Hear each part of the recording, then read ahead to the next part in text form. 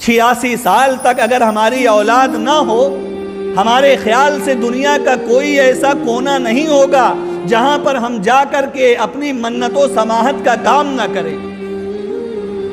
لیکن ایک نبی حضرت ابراہیم خلیل اللہ ہیں، اللہ کے دوست ہیں، 86 سال تک کوئی اولاد نہیں ہوتی ہے۔ جب اولاد ہوتی ہے تو اللہ کا یہ حکم ہوتا ہے کہ اے ابراہیم اپنی اولاد کو مکہ المکرمہ میں لے جا کر کعبۃ اللہ کے پاس چھوڑ دو۔ اس بچے کو جسے 86 سال منت و سماحت کرنے کے بعد حاصل کیا تھا، اس اپنی اولاد اور اپنی بیوی حضرت ہاجرہ کو لے کر کے مکہ المکرمہ میں چھوڑ دیتے ہیں، اور جب وہاں پر حضرت ہاجرہ حضرت اسماعیل کے لیے تڑپتی ہیں اور صفا اور مروہ کے درمیان میں چکر کاٹتی ہیں، اللہ کا یہ اعلان ہوتا ہے اے میرے حاجیوں، اگر تم حج کرنے جاؤ گے تو جس طرح سے میری ہاجرہ نے صفا اور مروہ کے درمیان میں چکر لگایا تھا، ویسے اگر نہیں لگاؤ گے میں تمہارے حج کو قبول نہیں کروں گا۔ اور یہ قیامت تک کے لیے جاری کر دیا۔ اس طرح سے حضرت ابراہیم علیہ السلام اپنے دوسرے امتحان میں بھی کیا ہو گئے؟ کامیاب ہو گئے۔ ادھر دوسرا امتحان میں کامیاب ہوئے، اور تیسرا امتحان جو بڑا زبردست ہے، جس کے تصور سے روح کانپ جاتی ہے، زمین تلے پیروں تلے زمین کھسک جاتی ہے، آدمی ششدر رہ جاتا ہے، حیران رہ جاتا ہے، اپنے دانتوں تلے اپنی انگلیوں کو دبا لیتا ہے۔ ایسا خوفناک حضرت ابراہیم سے امتحان لیا گیا۔ اب اللہ نے زمزم کا پانی پیدا کیا، اور زمزم کے پانی کے اندر اللہ تعالیٰ نے ایسی صلاحیت رکھی ہے کہ اگر آپ اسے پیتے ہیں تو وہ کھانے کا بھی کام کرتا ہے، یعنی آپ کی بھوک کو بھی مٹا دیتا ہے، اور اگر آپ کی پیاس ہے تو پیاس کی شدت کو بھی ختم کر دیتا ہے۔ یہ آج بھی زمزم کا ایک معجزہ ہے۔ جس طرح سے دودھ کے اندر یہ کیفیت ہوتی ہے کہ ہم دودھ کو پیاس میں بھی یوز کر سکتے ہیں اور کھانے کے طور پر بھی یوز کر سکتے ہیں، اسی طرح سے زمزم کے اندر بھی اللہ تعالیٰ نے یہ صلاحیت رکھی ہے کہ وہ پیاس کو بھی بجھاتا ہے اور بھوک کو بھی مٹاتا ہے۔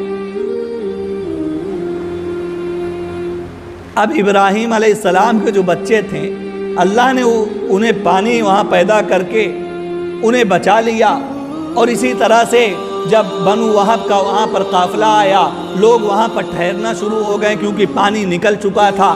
ٹھہرتے ٹھہرتے وہاں پر ایک آبادی بس گئی، اس کا نام مکہ رکھ دیا گیا۔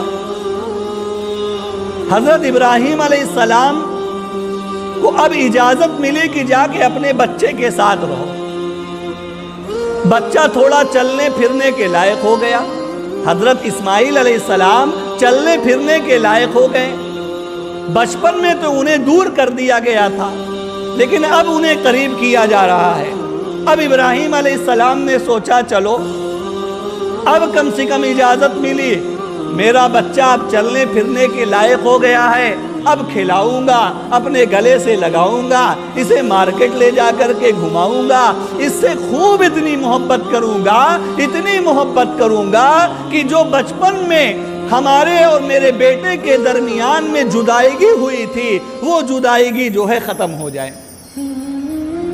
لیکن اللہ تعالیٰ کا ایک تیسرا امتحان ہوتا ہے۔ حضرت ابراہیم علیہ السلام کو خواب دکھلایا گیا، اور اس خواب کا تذکرہ قرآن کریم کرتا ہے۔ حضرت ابراہیم علیہ السلام کو خواب میں دکھلایا گیا کہ تم اپنی محبوب ترین چیز کو قربان کرو۔ صبح اٹھے 100 اونٹ قربان کر دیا۔ پھر رات میں خواب میں دکھلایا گیا کہ ابھی اپنی محبوب ترین چیز کو قربان نہیں کیے ہو، اور قربانی دو۔ دوسرے دن اٹھے پھر 100 اونٹ کو قربان کر دیا۔ پھر تیسرے دن خواب میں دکھلایا گیا ابھی بھی اپنی محبوب ترین چیز کو تم نے قربان نہیں کیا۔ تیسرے دن 100 اونٹ کو پھر قربان کر دیا۔ پھر انہیں خواب دکھلایا گیا حضرت ابراہیم نے اب اپنے بارے میں سوچا کہ میں سب سے زیادہ کس سے محبت کرتا ہوں. معلوم یہ ہوا کہ میں اپنے بیٹے اسماعیل سے زیادہ محبت کرتا ہوں، اور خواب میں یہ دکھلایا بھی گیا تھا کہ تم اپنے بیٹے کو ذبح کر رہے ہو. لہذا حضرت ابراہیم علیہ السلام نے جو دعا مانگی تھی کہ ربی حبلی من الصالحین، 86 سال تک ابراہیم علیہ السلام نے اللہ سے یہ کہا تھا کہ اللہ مجھے اولاد دیجئے گا تو نیک صالح دیجئے گا، ورنہ مجھے اولاد کی ضرورت نہیں ہے. اب ابراہیم علیہ السلام نے چاہا کہ جا کر کے اس کو آزماؤں، کیا یہ نیک صالح اولاد ہے یا نہیں ہے. فوراً پہنچے اسماعیل کے پاس. اسماعیل نے دیکھا ابا جان گلے ملے. گلے ملنے کے بعد یہ ہوا کہ اب ایک دوسرے کے ساتھ جو ہے لطف اندوز ہوں گے، کھیلیں گے، کودیں گے، ٹہلیں گے. لیکن باپ نے کیا کہا؟ انی ارا فی المنام، اے میرے بیٹے میں خواب میں دیکھ رہا ہوں، انی اذبحک، کہ میں تم کو ذبح کر رہا ہوں. فانظر ماذا ترى، اور جو نبی کا خواب ہوتا ہے وہ سچا ہوتا ہے.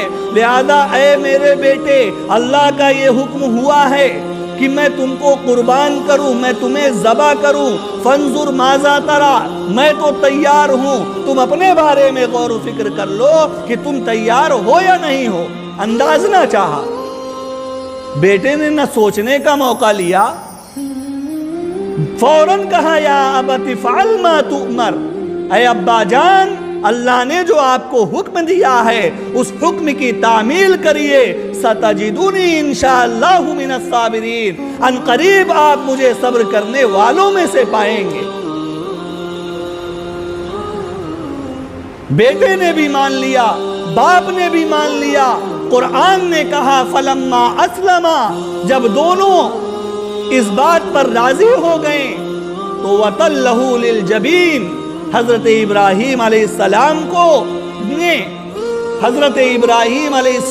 نے حضرت اسماعیل کو زمین پر لٹا دیا. جب لٹایا تو وہ پیٹھ کے بل لیٹے. حضرت اسماعیل نے کہا ابا جان آپ مجھے ذبح کریں گے، کہیں ایسا نہ ہو کہ آپ کے دل میں محبت آ جائے اور آپ مجھے ذبح نہ کر پائیں یا آپ کا ہاتھ کانپنے لگے. اے ابا جان آپ ایسا کریے کہ مجھے پیشانی کے بل لٹا دیجئے. لہذا پیشانی کے بل لٹا دیا. پھر کہا ابا جان میں تڑپوں گا، جب چھری چلے گی تو میں تڑپوں گا، اور وہ میری تڑپ کو دیکھ کر کے آپ کہیں برداشت نہ کر پائیں. اے ابا جان مجھے باندھ دیجئے. انہیں رسی سے باندھ دیا. کہا ابا جان اب آپ اپنی آنکھوں پر پٹی ڈال لیجئے. پٹی کو حضرت ابراہیم نے باندھ لیا. سوچئے یہ ایسا واقعہ ہے کہ زمین پیر تلے زمین کھسک جاتی ہے، جس کے صرف تصور امیجن کرنے سے روح کانپ جاتی ہے. بھائی آج ہم بکرا لے کر کے آتے ہیں مارکیٹ سے، 2 دن 3 دن 4 دن 5 دن 1 ہفتہ 10 دن پہلے ایک بکرا جو جانور ہے اسے ہم ذبح کرنے کی نیت سے لے کر کے آتے ہیں. 10 دن صرف کھانا کھلاتے ہیں. جس دن قربانی ہو رہی ہوتی ہے اس سے اتنی محبت پیدا ہو چکی ہوتی ہے کہ کتنے لوگ وہاں پر کھڑے نہیں ہوتے.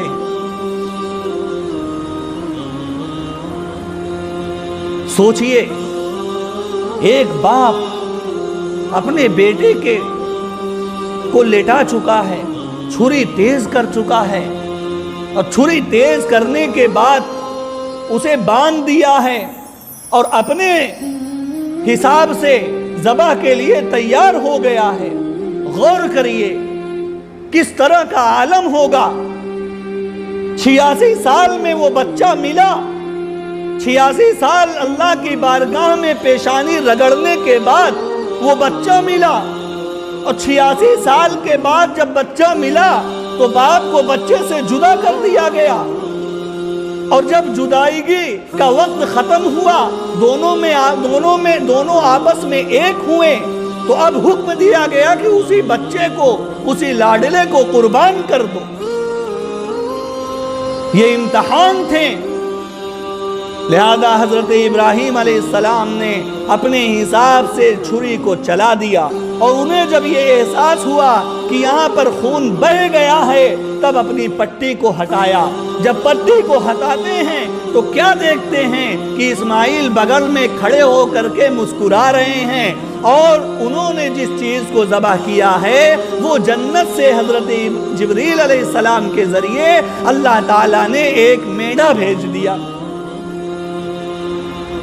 فلما اسلما وتلہ للجبین، جب دونوں راضی ہو گئے اور انہیں پیشانی کے بل میں لٹا دیا اور جب چھری چلائی ہے تو اللہ تعالیٰ نے کہا وَنَادَيْنَاهُ أَن يَا إِبْرَاهِيمُ، تو ہم نے یہ اعلان کیا، ہم نے یہ ندا لگائی، ہم نے یہ آواز لگائی کہ یا ابراہیم قد صدقت الرؤیا، اے ابراہیم تم نے اپنے خواب کو سچا کر دکھایا۔ اِنَّا كَذَلِكَ نَجْزِي الْمُحْسِنِينَ، مجھے یہ مقصود نہیں تھا کہ میں تمہارے بیٹے کو قربان کرواتا، مجھے یہ مقصود تھا کہ تم اس امتحان میں کامیاب ہوتے ہو یا نہیں ہوتے۔ اتنی زبردست قربانی حضرت ابراہیم خلیل اللہ نے دی ہے، تب اللہ تعالیٰ نے فرمایا وَتَرَكْنَا عَلَيْهِ فِي الْآخِرِينَ، اے ابراہیم تمہاری یہ قربانی کا عمل مجھے اتنا پسند آیا، مجھے اتنا پسند آیا کہ اللہ کے نبی کی امت کا اسے ایک حصہ قرار دیا، اور اللہ کے نبی نے فرمایا مَن وَجَدَ سَعَةً لِأَن يُضَحِّيَ، جو شخص وسعت رکھتا ہے، طاقت رکھتا ہے کہ وہ قربانی کروائے، فَلَمْ يُضَحِّ، اور وہ قربانی نہیں کرواتا ہے، فرمایا فَلَا يَحْضُرْ مُصَلَّانَا، وہ ہماری عیدگاہ کے قریب بھی نہ آئے، وہ ہماری عیدگاہ میں حاضر نہ ہو، جس کے اندر وسعت ہو۔